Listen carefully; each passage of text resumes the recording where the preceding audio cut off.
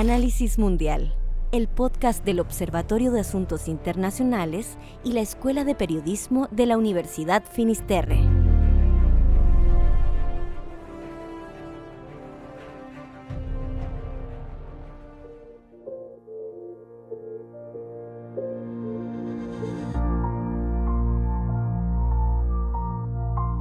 Hola, bienvenidos a este nuevo episodio de Análisis Mundial, un capítulo en donde no solamente me acompaña el profesor Luis Lira. ¿Cómo estás, Luis? Hola, ¿qué tal, Alberto? Sino que tenemos un invitado muy destacado, que es el capitán de navío Christopher Green. Comandante, bienvenido a Análisis Mundial. Muchas gracias, Alberto. Muchas gracias, Luis. Gracias por recibirme hoy día en este podcast. El comandante Green, además, es el director de la Academia de Guerra Naval de la Armada de Chile, y lo hemos invitado pensando que en pocos días comienza mayo.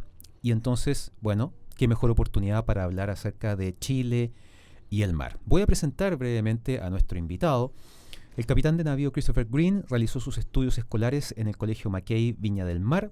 Ingresó como cadete de primer año a la Escuela Naval Arturo Prat en 1993, egresando como guardia marina en diciembre de 1997. Sus primeros años de carrera los realizó en la escuadra y en la misilera Angamos. Se graduó como submarinista en 2004, desempeñándose en distintas unidades y reparticiones de la Fuerza de Submarinos. Entre los años 2010 y 2011 fue oficial instructor de cadetes de primer año en la Escuela Naval. Realizó sus mandos a flote en la patrullera Cabrales, el submarino O'Higgins y el petrolero de flota Almirante Montt. Dentro de sus actividades académicas, el comandante Green posee un magíster en Ciencias Navales y Marítimas otorgado por la Academia de Guerra Naval de Chile. Posteriormente cursó en la Academia de Guerra Naval de los Estados Unidos, donde obtuvo una maestría en Seguridad Nacional y Estudios Estratégicos, además de un certificado en Historia Marítima de esa misma casa de estudios. Se ha desempeñado como investigador asociado en el John B. Hattendorf Center for Maritime Historical Research en los Estados Unidos y del Defense Futures en el Reino Unido. Dentro de sus publicaciones destaca el ensayo Countering the Trojan Dragon, a Chilean Case Analyzing External Influence in Latin America from USA and China, el cual obtuvo el premio Teniente General Paul G. Serhan, Distinguished Writing Award, otorgado por el Joint Forces Staff College de los Estados Unidos de Norteamérica. Además de la publicación del libro ¿Es Chile una potencia marítima?, editado en Chile por la Corporación Cultural Arturo Prat en 2024. Después de esta presentación, agradecemos el tonelaje, de verdad, la capacidad. Hasta yo me sorprendí con la verdad. Muy sólido, gran experiencia, larga trayectoria. Comandante, nuevamente muchas gracias por acompañarnos.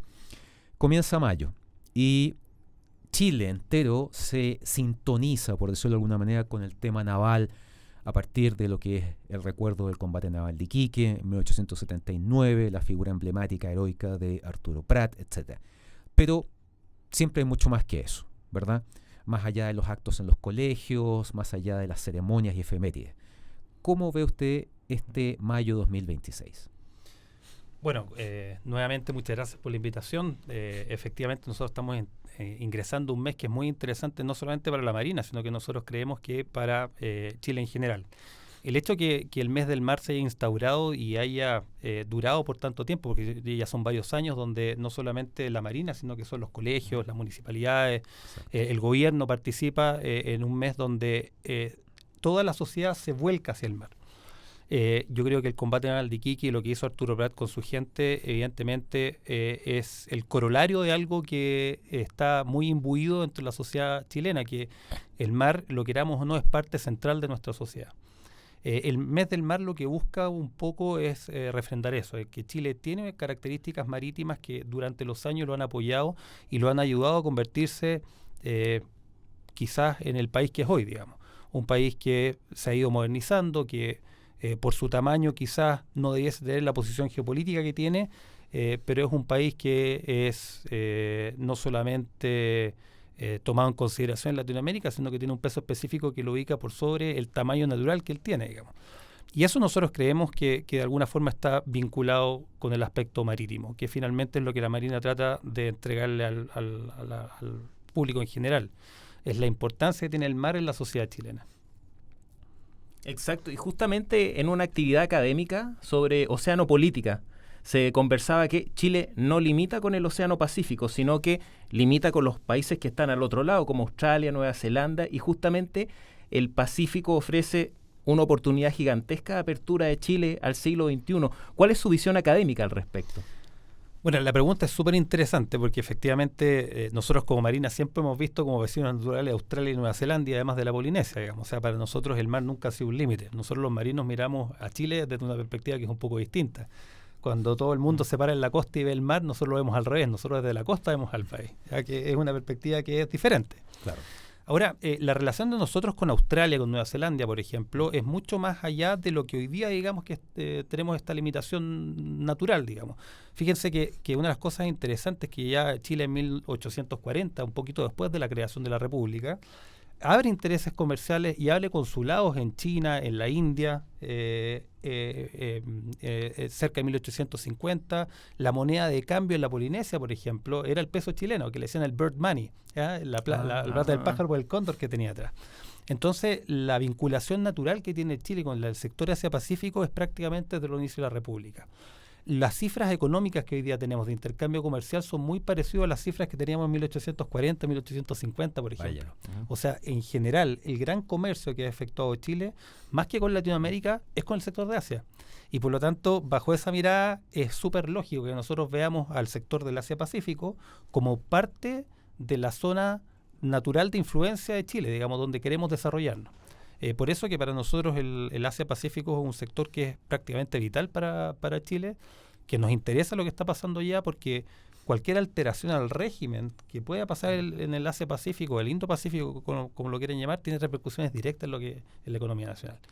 Y esa conexión de repente se hace poco. El hecho que estemos recordando todos los años que Chile no limita en el Océano Pacífico, sino que estamos interconectados con ese sector marítimo, quiere decir que de repente se nos olvida la importancia que tiene el sector del Asia-Pacífico para el desarrollo nacional. Bueno, al respecto, le quería preguntar, tomando en cuenta que Chile tiene prácticamente 4.000 kilómetros de costa, no estamos contando los kilómetros de la Antártica. Correcto. Claro. Y pensando en el título de su libro, Chile tiene conciencia de que es un país marítimo, que pareciera que consumimos más carne de vacuno que productos del mar. El santiaguino al menos va más a la playa, pero después vuelve, y aquí tenemos la cordillera encima. Claro.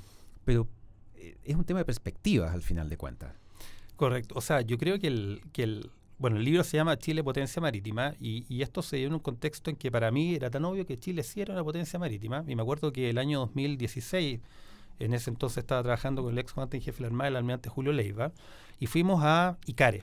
Y me acuerdo que una de las conferencias fue Chile, potencia marítima, y en la mesa central estaban sentados varias personalidades, digamos, del ambiente político, del ámbito económico. Y grande fue mi sorpresa cuando la mayoría de hecho dijeron, no, pues si Chile nunca ha sido una potencia marítima. Por ejemplo, y decían, Brasil tiene mucho más puertos, mueve mucho más carga, tiene mucho más buena costa. Y me quedé pensando, bueno, ¿qué es lo que entiende él por potencia marítima y qué es lo que entiendo yo por potencia marítima? Claramente. Claro. Y ahí me di cuenta que efectivamente hay diferencias de opinión, pero porque no tenemos claro qué significa potencia. Para mí, una condición de potencia, la palabra potencia siempre ha sido difícil, porque uno cuando dice potencia lo genera, uno piensa en poder, ¿no es cierto? Claro. Y uno dice, bueno, Chile es un país relativamente mediano dentro de Latinoamérica. Desde mi punto de vista, la condición de potencia marítima en particular es un país que tiene la capacidad, primero, de influir, ¿no es cierto? Eso es lo de la condición de potencia. Y en segundo lugar, en general, las potencias marítimas son aquellos países que ese nivel de influencia está por muy sobre su capacidad geopolítica cuando uno lo mira al país, al tamaño del país que tiene. Un caso, Singapur, por ejemplo. Todos sabemos de Singapur, y Singapur es una isla que es una ciudad-estado. Una ciudad-estado prácticamente. Y todos conocemos Singapur y todos conocemos qué es lo que pasaría si Singapur cierra, por ejemplo, su aspecto marítimo, el tráfico marítimo, y tiene repercusiones mundiales. Bueno, una potencia marítima creo yo que es justamente eso. Es un país que, hay una definición muy buena de un escritor inglés, que en general las potencias marítimas son países que no pueden competir con sus pares continentales. Es decir, no tienen ninguna capacidad de desarrollo porque están rodeados por otras potencias terrestres que si uno tratara de competir con ellos, te comen. Y por lo tanto, la única vía de supervivencia es a través del mar. Crecer hacia allá. Es crecer hacia allá. Y ese es un aspecto. Y el segundo aspecto que yo creo que es súper importante, que de repente a la gente se le olvida es cuán dependientes nosotros somos del mar. Hace tiempo me acuerdo que sacábamos una cifra que Chile, el 95% de las exportaciones de Chile se van a través del mar, ¿no es cierto? Es una cifra importante. ¿Y las importaciones? Las importaciones andan también por ese nivel. Sin embargo, casi todos los países exportan a través del mar. Incluso Bolivia, que es un país mediterráneo, exporta por los puertos del norte de Chile y por Perú, y su comercio internacional, el 90% lo hace por vía marítima. Y por lo tanto, todos los países tienen algo de marítimo, ¿no es cierto? Sin embargo, no todos los países dependen vitalmente del mar. Por ejemplo, si nosotros...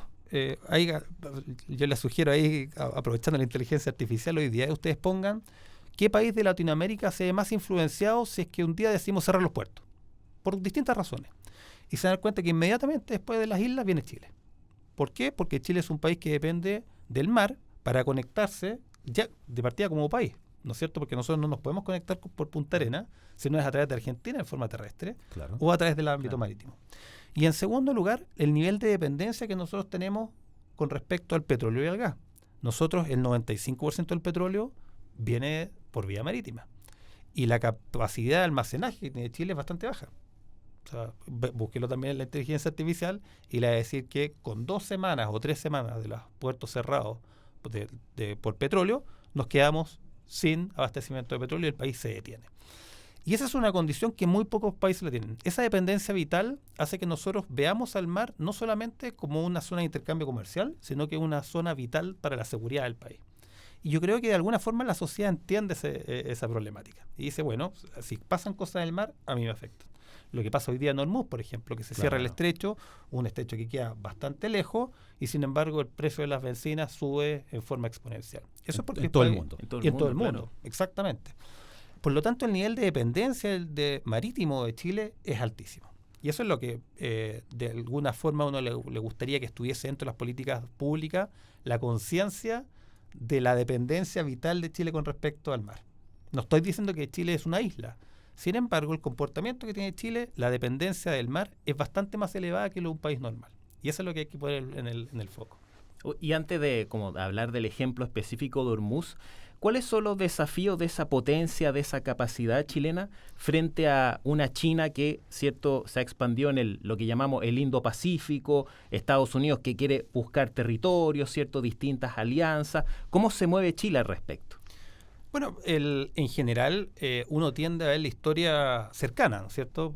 Nosotros, la generación por lo menos que tenemos nosotros y las que nos siguen para abajo, yo estaba acostumbrado a vivir un mundo que era relativamente en paz, digamos. En el Pacífico no pasaba nada, ¿no es cierto? Entonces nosotros eran pocas las cosas con la excepción del conflicto del Atlántico Sur, por ejemplo, en el 82, pero en general son pocas las cosas que pasaban. No había flotas extranjeras pescando en tu límite las 200 millas y por lo tanto habían cosas que uno podía pasar por alto y no había un dilema de la seguridad.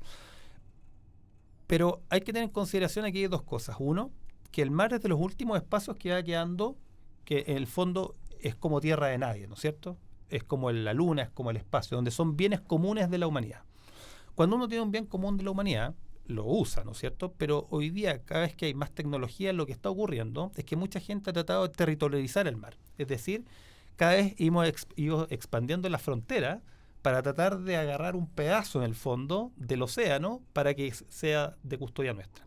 Y aquí se produce un aspecto súper importante, porque por una parte, el comercio marítimo depende de que los mares sean abiertos. La libre navegación. ¿No es cierto? La libre navegación. Eso es la condición sine qua non para países como Chile, que están literalmente lo más alejado de los centros comerciales del mundo, puedan efectuar el intercambio comercial.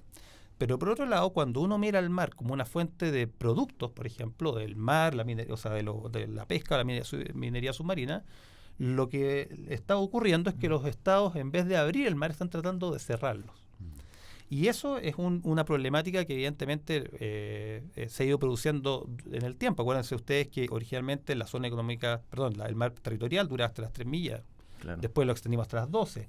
Después se configuró la zona económica exclusiva, del cual la Liga Marítima y Chile son prácticamente los ideólogos. Claro, impulsores de la Convención del Mar. Convención. Claro, exacto.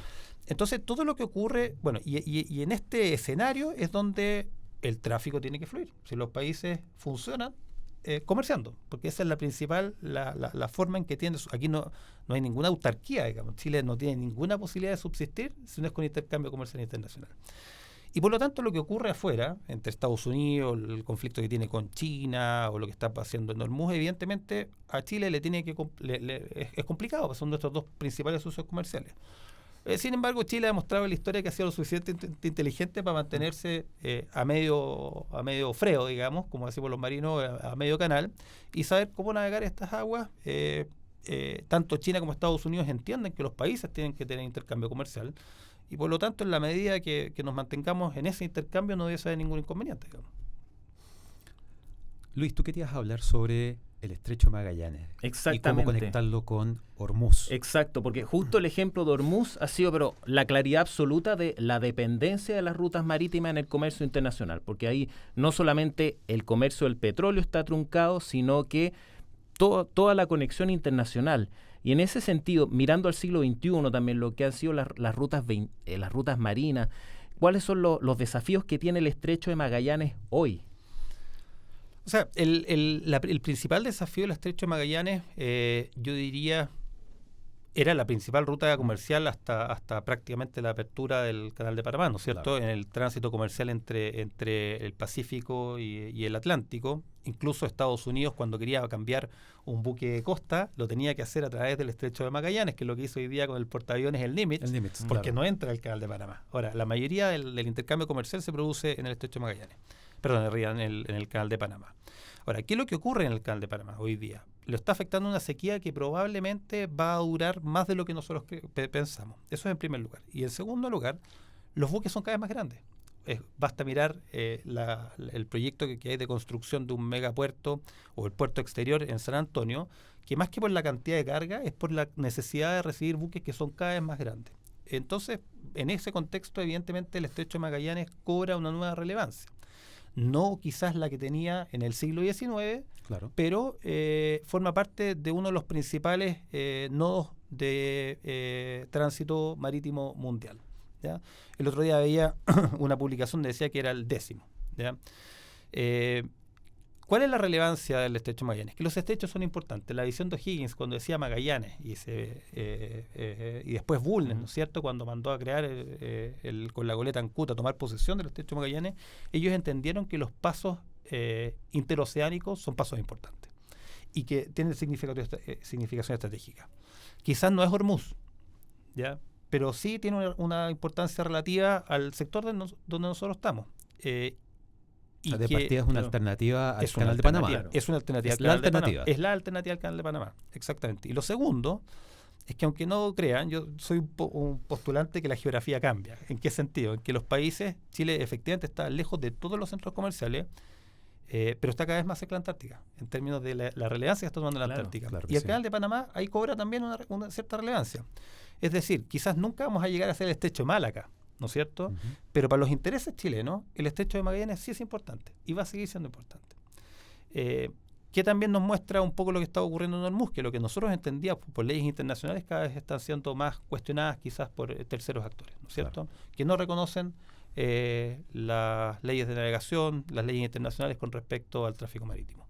Y eso es complejo, porque Chile siempre ha sido un país que ha sido muy respetuoso de la ley, sobre todo las leyes internacionales, y evidentemente que una potencia cuestione quizás que no ha pasado, pero en el futuro se cuestione el Estrecho de Magallanes, por ejemplo, sería un escenario complejo. En ese aspecto, comandante, bueno, son muchos los temas que se pueden hablar en torno al mar, y mucho de eso también va a estar en la agenda de un seminario que vamos a realizar el 12 de mayo acá en la Universidad de Finisterre en conjunto con la Academia de Guerra Naval. No sé si nos puede adelantar un poquito de eso. Sí, bueno, en primer lugar le quiero agradecer porque dentro de la sociabilización del mar, estos seminarios yo creo que son súper importantes. Y este año nos toca hacer la segunda versión del Seminario de Chile y su liderazgo marítimo, que lo hacemos efectivamente con ustedes como universidad, y donde nuevamente ponemos, aprovechando el mes de mayo, al mar como actor principal de Chile. Y lo que busca este seminario, donde además se los recomiendo que lo escuchen porque ustedes tienen invitados especiales como James Holmes, que es una de las personas que escribe más insistentemente sobre la importancia del mar en Estados Unidos. Uh-huh. ponen en claro cuáles son las ventajas, las desventajas y cuáles son lo que hay que tomar en consideración cuando se analice el ámbito marítimo. Y yo creo que esa discusión es una discusión súper interesante para el desarrollo de Chile. Yo soy un convencido, y no porque sea marino, sino que quizás por eso fui marino. Yo soy un convencido que el desarrollo de Chile está en el mar. De que la única forma que lleguemos a ser un país desarrollado como lo es hoy día Australia y Nueva Zelanda, que son países que de alguna forma abrazaron el mar mucho antes que nosotros, es justamente poniendo el mar como el centro de las políticas públicas y teniendo siempre la visión marítima cuando nosotros hagamos Estado, digamos. Así Claro. que lo que busca ese seminario quizás es un poquito eso. Así que yo los invito, los temas son súper interesantes, yo creo que vamos a extender un poco más lo que conversamos acá en este podcast. Sin duda. Hay temas sociales que hay que tener en consideración, temas geográficos, temas geopolíticos. James Holmes nos va a probablemente dar su visión desde lo que ellos ven de Estados Unidos, de lo que está ocurriendo acá, no solamente en el mundo, sino que en la región. Así que yo creo que va a ser una tremenda oportunidad para aprender más de este tema, que como decías tú, de repente estando en Santiago, es muy desconocido, digamos. Sí, los dejamos a todos invitados. Martes 12 de mayo, ¿verdad? A partir de las 9:30, aquí en la Universidad de Finisterra, este seminario que va a tener una clase magistral, va a tener mesas de debate y exposiciones. Sin duda que va a ser un muy buen evento y del cual van a salir muchas ideas muy interesantes. Luis, tú tenías otra consulta. Claro, también consultarles, ¿cierto? A propósito del mes del mar, de la relevancia que tiene, ¿cierto? Por difusión. Ahora, desde la dirección de la academia, ¿qué posibilidades ve usted también de difusión académica sobre el mes del mar? Bueno, en la academia, la Academia de Guerra Naval es la escuela de posgrado de la Marina. Exacto. ¿Ya? Eso es lo que básicamente es. Nosotros preparamos a los oficiales que están en el último tercio de la carrera para desempeñarse en los puestos de mando como buenos asesores de los almirantes, de los estados mayores. Son los alumnos que mandamos después a hacer mando de buques, etcétera. Evidentemente la Academia de Guerra, si bien se llama Academia de Guerra Naval y que las ciencias fundamentales son militares, ¿no es cierto? Nosotros estudiamos la guerra y cómo evitarlo principalmente, pero también tenemos un aspecto marítimo súper importante. Es decir, nosotros le inculcamos a los alumnos cuál es la relevancia del ámbito marítimo para la economía nacional y para el desarrollo del país. Y dentro de esa visión tenemos siempre seminarios. Nosotros hacemos aproximadamente 12 seminarios al año o 10 dependiendo del año. Hay años que son un poco más complejos, donde nosotros invitamos a gente que tiene alguna relación con el mundo marítimo a que nos exponga. Y tocamos de todo tipo de temas. Bueno, estuviste tú, Alberto, hace un tiempo atrás mostrándonos cómo estaba el escenario mundial.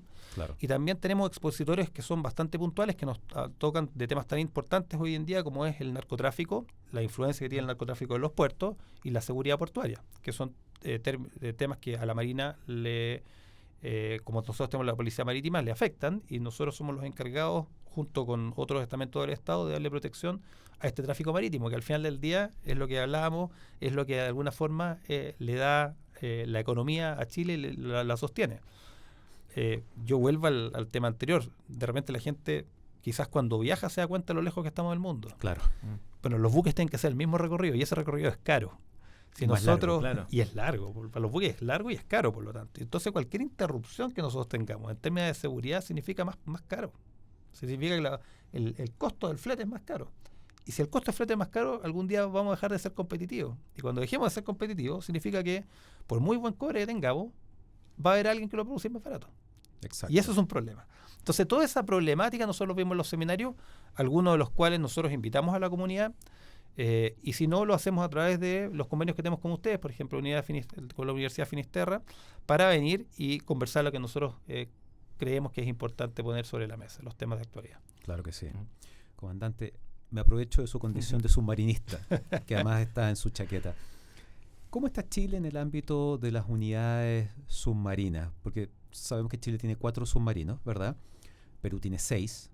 Brasil está construyendo su primer submarino de propulsión nuclear. Correcto. Y los submarinos, claro, todas las unidades, tanto de superficie como submarinas, son importantes en el contexto de una armada. Correcto.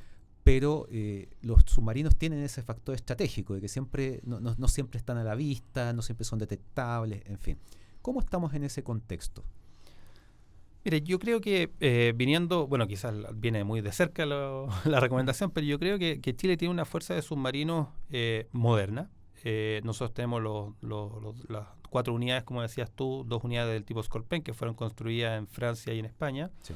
que ya tienen 20 años de servicio, pero están bastante bien, con todo el mantenimiento al día, más 2 unidades 209 que están llegando al término de su vida útil, pero que fueron actualizadas y hoy día todos los sistemas de a bordo son muy parecidos a los del Scorpion. Por lo tanto, en términos de fuerza, nosotros tenemos una fuerza moderna, puede que no sea la más grande del continente, pero es una fuerza que nosotros necesitamos para los objetivos que tiene Chile en el mar, ¿no?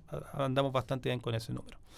Ahora, lo que es interesante, eso sí, desde el punto de vista de los submarinos, como tú los decías, es que, bueno, el mar es cada vez más transparente en términos de uso de satélites, es cada vez más fácil saber dónde están las unidades, los buques, los portaaviones, los destructores, etcétera.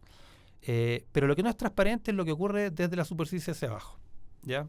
Y en ese sentido hay que poner atención en lo que está pasando en el sector del Pacífico, donde Australia pasó de tener 6 submarinos a embarcarse originalmente a 12 con los franceses y posteriormente embarcarse al proyecto AUKUS en conjunto con Estados Unidos e Inglaterra, ¿no es cierto? Exacto.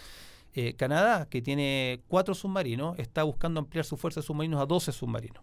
Entonces, hay cosas, y tener 6 por costa, digamos. Entonces, hay situaciones que están ocurriendo que uno dice, bueno, ¿por qué el mundo la tendencia es a construir más submarinos?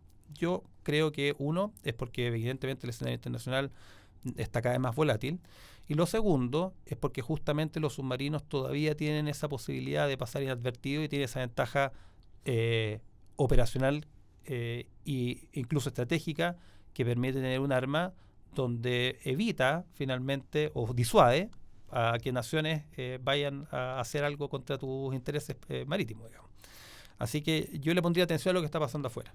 Y en base a eso, bueno, en el futuro habrá que tomar una decisión, digamos. Perfecto. Bueno, el tiempo siempre nos alcanza.